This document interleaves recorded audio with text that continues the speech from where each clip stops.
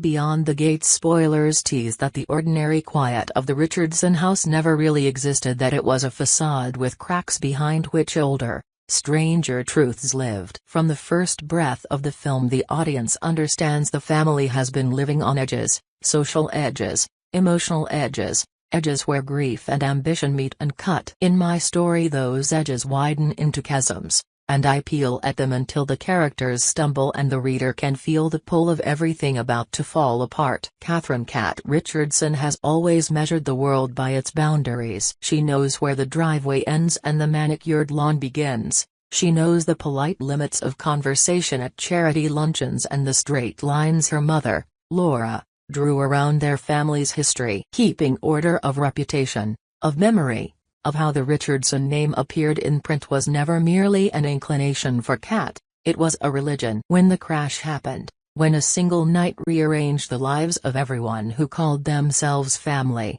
it felt like sacrilege. The unwritten scripture of what mattered had been burned to ash, and the ashes were everywhere. Cat's grief is the sort that makes people sharp. Grief makes things small and large at the same time. She both pities herself and expects herself to be pitied, and when grief meets suspicion it becomes corrosive. At the center of this corrosion is Eva, new, luminous, and unnervingly composed. To many who only meet her on the surface, she is an answer, a steady presence, soft-eyed and unassuming. A woman who seems to take on tasks without fanfare. To Cat, she is a splinter wrapped in velvet. Eva's presence in the Richardson orbit is recent and, at least to Cat, suspiciously convenient. She arrived in fragments of explanation and stories that hang like smoke, a widow, estranged from her own family, someone who had lost everything and therefore deserved, in a certain modern narrative, both sympathy and a second chance. She didn't immediately fit the household like furniture, rather she seemed to have been placed there, carefully, as though to see how the room would rearrange itself around her. Tomas, calm, faultily compassionate. Tomas is the silent axis of the tension. He is neither naive nor calculated. His empathy is a muscle that has been overused. He had grown up softer than Cat, perhaps because his life had fewer walls to bang his head against. When he meets Eva, he sees her in the way he always sees fragile things, with an instinct to protect, to explain away rough edges, to forgive what others see as faults. That instinct is both what makes him attractive and what destroys him in Cat's eyes. There is, here, a version of him that wants to give his heart to causes rather than people. He confuses proximity for intimacy, aid for affection. It begins in Laura's sunlit study, a room that smells of old paper and lemon oil, where Cat stacks magazines by color and sharpness and insists on the exact angle a portrait should hang. Tomas and Eva are there after an impromptu visit. The three of them talk about the memorial,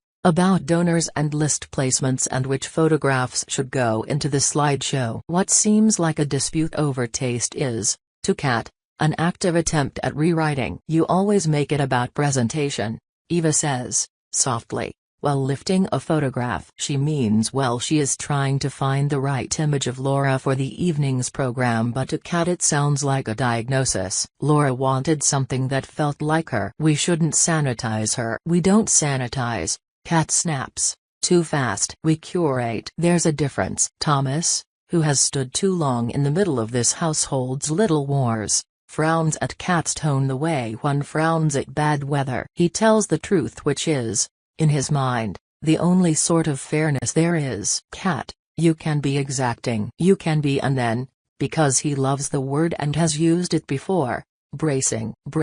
Thomas's use of that word later hurts Cat more than any insult. In front of Eva it sounds like aligning oneself with a critique. Cat hears the applause in Thomas's eyes when he looks at Eva, gentle approval she feels she has lost. That small, almost unintentional validation is the seed of the wider rupture. Cat's suspicions assemble slowly and with the patience of deliberate obsession. She is not the sort to believe in coincidences, especially not after the crash. The official reports say the weather was rainy, that the other car could not stop in time, that both drivers had no time to react. The coroner's statements were impersonal, the police reports clean. But Cat remembers little things that don't belong in official narratives. The way Laura had left a receipt in the glove compartment for an oil change done earlier that day, even though she'd never be so fastidious. A scuff near the passenger door that could not have come from that angle, the slight misalignment of the guardrail where the accident occurred, as though bolts had been tampered with. Kat surprises herself by examining CCTV footage grain by grain, by poring over line items on the mechanic's invoice, by calling the hospital to ask for the shift list of nurses that night. Each time she is told something that doesn't line up, she feels the old map redraw itself. Eva's timeline is the one that Kat most wants to set on a table and interrogate. Eva had been around Leslie, Laura's old assistant, a curious sort of friendship that arrived with coffee and precise condolences. Kat remembers Leslie as someone officious and pragmatic, the kind of person who downplays presence and overplays competence, and she hates the way Leslie has been gentle with Eva. There are photographs of the three of them together that smile in the paper, and Kat tastes bile each time she sees them. How quickly, Kat argues inwardly, did a woman with such fragile stories become woven into our household rituals? Kat's suspicion that Laura's accident was not random is not merely a mood but a program. She begins to inventory motivations. Who benefits from Laura's death? Who has social weight in the new arrangement? She draws a list, hands shaking, of people who might want the Richardson name to be more malleable, who might want to move into a home with better access, who might gain financially or emotionally from a shift. Leslie is on the list. Eva is on the list. A distant cousin who always complained about being left out, a vehicle repairman with a cryptic bill, and a neighbor who disliked Laura over property lines. Each is a dot connected by whispering lines. Kat knows her mind is not impartial. She knows that grief narrows perspective. Still, if there's a lie in what the world has said, she will find it. Kat obsesses over the gaps. But there are gaps that favor her. She begins to see patterns where perhaps none exist, and that is the tragic and compelling thing about suspicion. Once the mind chooses a theory, all facts begin to arrange themselves to support it. Eva's late arrival at the hospital the night before the funeral, her odd calm when others were frantic, the uncharacteristic compliments she gives to Tomas about how he's so present, each becomes proof. Kat starts keeping a record, times, dates, snippets of conversations. She tapes things to the inside of Laura's old diary as if the paper itself might absorb clues. Eva, on the other hand, keeps her own counter-narrative taut and gentle. She has her own memories of Laura, a phone call a week before the accident where Laura had offered practical advice, a casserole left on the doorstep, an awkward conversation about a small loan. Eva's version of herself is not villainous. She is a woman trying to find refuge within generosity, grateful beyond measure for anyone who would give her a place to grieve. But she is not naive. She senses Kat's hostility, reads it in the way Kat's mouth tightens, in the way Kat insists on restating facts. Eva tries to respond with kindness because she believes kindness will disarm Kat and win Tomas's quiet favor. The trouble is that kindness can be interpreted as an act and can be weaponized by suspicion. Their encounters escalate from clipped politeness to thinned civility to plain, raw confrontation. The film's early scenes, the ones that moved me to write more, show arguments in domestic spaces that are intimate and therefore cruel. In one extended scene, a family dinner following the small memorial, candles, polite speeches, the clink of cutlery. Kat watches Eva from across the table, observes the way Eva laughs softly at Tomas's mild jokes, and in that moment feels the axis of her life swing. She chooses to speak up, slamming the table not with force but with such cold certainty that it halts the room. "You were there," Kat says. "You were there the night before. You came in with roses, and you stayed till dawn. Did you ever ask why she left that recipe box on the counter? Did you ever wonder why Laura kept certain letters in the drawer? Or were you only standing in the doorway, measuring your steps for how they would look on the invitation?" The accusation is more veiled than a direct claim, and that is deliberate. Kat knows the power of insinuation. The room tilts. Tomas, placed between them, offers a mediating phrase. He calls for calm. He reminds Kat gently that grief distorts. He says, in that fatal manner of people who believe they see both sides clearly, "Kat, You're reaching. Being told you are reaching in front of someone you think is an interloper is a kind of theft. Kat's anger is not merely about jealousy, it is about the dishonor of being doubted. She imagines herself stripped of agency,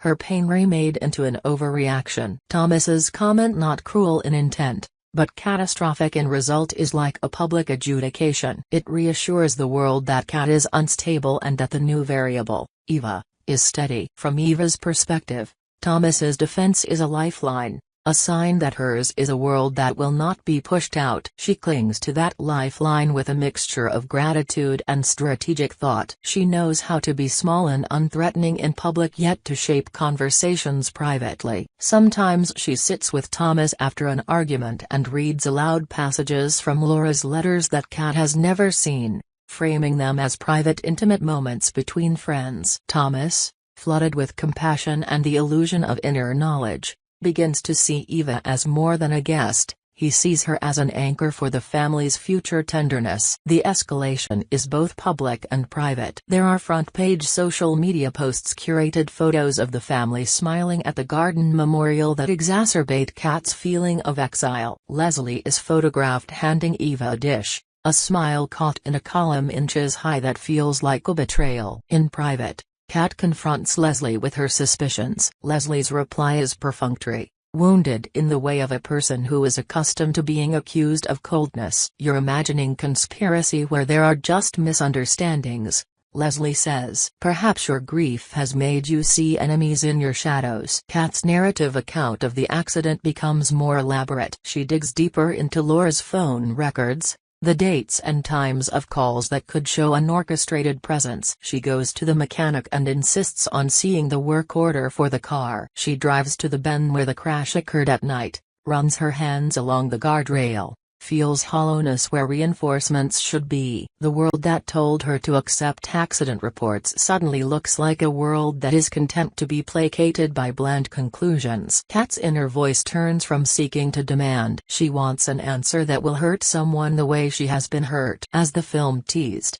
Thomas's choice of sides becomes the hinge on which the rest of the story will turn. He is not a person who can be easily painted. He resists being a villain. But the more he defends Eva, the more he's painted with a certain carelessness. He says to Kat, only once, and as an aside that cuts like wire, "You used to choose certainty for everyone, for Mom especially. Now you are choosing to see a plot rather than someone who needs refuge." It is possible to be wrong. Those words, in private, in the dark of their bedroom while the house breathes, have the effect of not only chastising Kat but also of making her feel small. She starts to fear that the charges she levels will be dismissed as paranoia, a neat turn that allows Thomas to be the compassionate hero in public and a calm judge in private. In this way, Thomas becomes, without intending to, complicit in the erasure of Kat's voice. He is the sort of person who believes showing empathy is equivalent to uncovering truth. Unfortunately for Kat,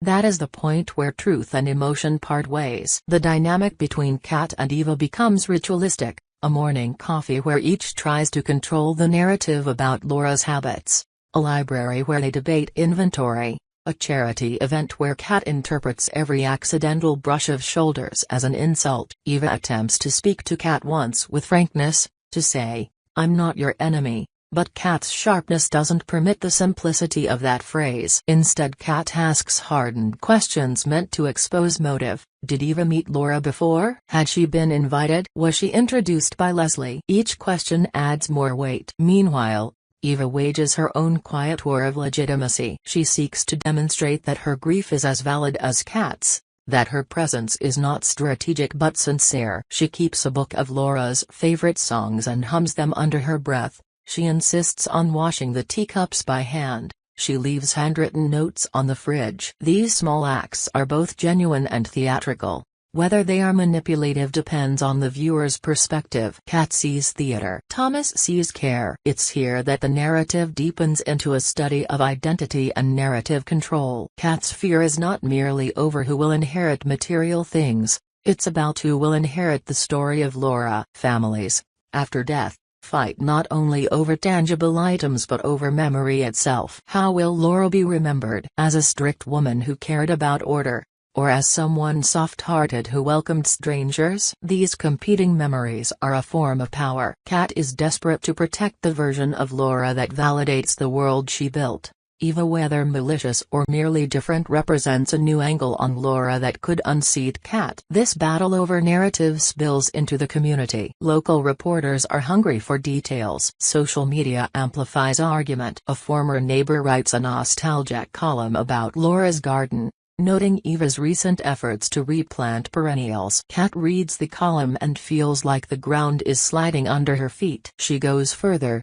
She consults old house records, unearths letters from Laura to distant friends that show a different side of her mother's life, one that includes impulsive decisions and secret kindnesses. The revelation that Laura had multiple facets does not comfort Kat. Instead, it fuels her suspicion that perhaps someone had used those complexities as an opening. Eavesdropping becomes an art form in the Richardson house. Kat practices listening in doorways as a means of evidence gathering. She listens to Thomas and Eva speak in the kitchen. Soft laughter, quiet planning about the memorial bench placement, and each syllable becomes a piece of proof. She imagines conspiracies in the pattern of their language. "We should consider," they say, as if they were plotting. The cinematic potential of these scenes is palpable. Long shots, obstructed views, doorways framing people like characters in a play. The narrational choice to keep much of the action domestic makes the stakes feel intimate and real. And so the pressure builds. The arguments between Kat and Eva become less about what actually happened and more about what they represent. Kat's accusations sharpen. Eva's replies become the kind you'd give to someone who has been wounded. Thomas tries to mediate and fails. The audience or the reader here is invited to take sides,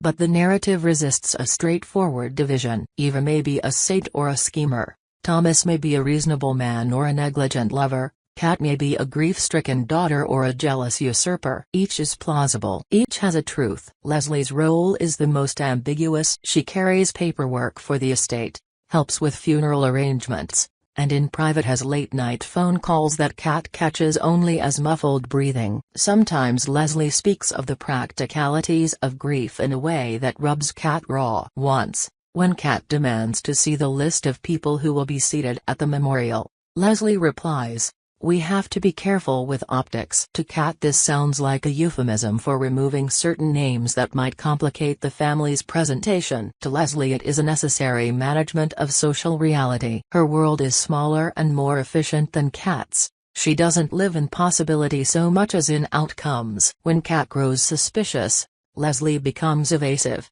and that evasiveness is itself damning. These small seeds of doubt are cultivated into scenes that form the heart of this portion of the story. There's a rainy morning where Kat follows Leslie to a county clerk's office, watching her sign papers with a trembling hand. There's an evening where Kat finds a grocery list in Eva's handwriting that includes oil change. There's a moment when Thomas confides in Kat about his own childhood losses, a man who is sometimes abandoned and therefore learns quickly to stay. He believes, because he has been hurt, that offering kindness can correct hurt. This faith is what makes him vulnerable to being misinterpreted by Kat and exploited by those who would use empathy as currency. Portraits are angled differently. Keys are checked more often. Kat deliberately leaves a small recorder in the study just to catch the cadence of conversations. Eva, unaware at first, becomes more circumspect. Thomas feels torn. He offers Kat a truce, but Kat's pride will not permit a truce that involves letting Eva's narrative stand unchallenged. "If you love me,"